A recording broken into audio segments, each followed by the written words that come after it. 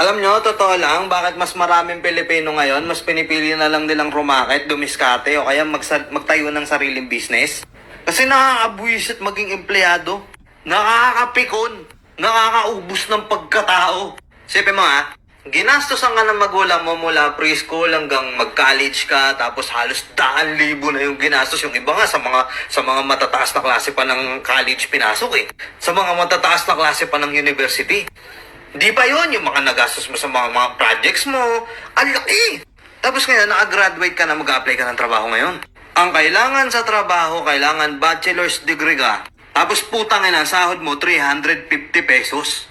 350 pisong putang ina. Anyway, syempre, kailangan mo ng trabaho, kailangan mo ng experience. Pasok ka ngayon. Papasok ka ng late kaltas.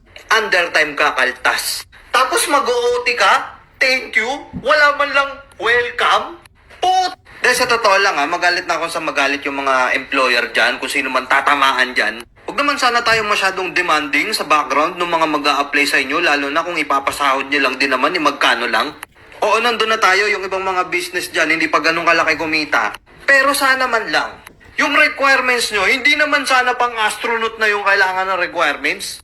Tapos ipapasahod nyo 350. Itong video na to, mga empleyado dyan, magising-gising kayo. Tapos yung effort nyo sa pagtatrabaho, bonggang-bongga, pukin ang inakala mo, tagapagmana kayo ng kumpanya. Tandaan nyo, kapag kayo nagkasakit at hindi nyo na kaya magtrabaho, umalis kayo sa trabaho nyo, napakadali nyong palitan. Ganun lang yun. Ngayon magtataka ka, bakit kaya si kumare at si kumpare? Bakit kaya yung kaibigan ko hindi na nagtrabaho? Yung iba nagla-live selling na lang, nagtitinda ng kung ano-ano sa Facebook. Putangin na, mas okay pang mag-gano na lang eh. Hawak mo oras mo. Ikaw gumagawa ng pera mo. Pag may emergency ka, hindi mo kailangan magmakaawa sa kung sino mang Poncio Pilatong manager dyan. O kung sino mang bisor dyan. Napahirapan pa bago ka payagan. Na humingi ng isang buong araw na pahinga. Galit pa sila sa'yo niyan.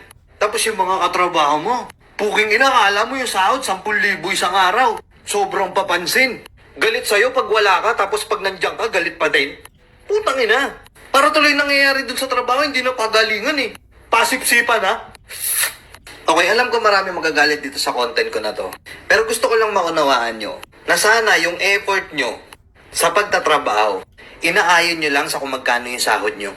At saka yung ibang mga nagpapa-apply ng trabaho dyan, baka pwede naman bawas-bawasan nyo yung requirements. Sobrang taas ng hinihingi yung requirements. Di bali sana kung dyan sa trabaho na yun, matutupad nila lahat ng mga pangarap nila sa buhay. Real talk, hindi naman. Pang-survive nga lang yan eh. Minsan nga kulang pa. Di ba? Yun lang. Peace out.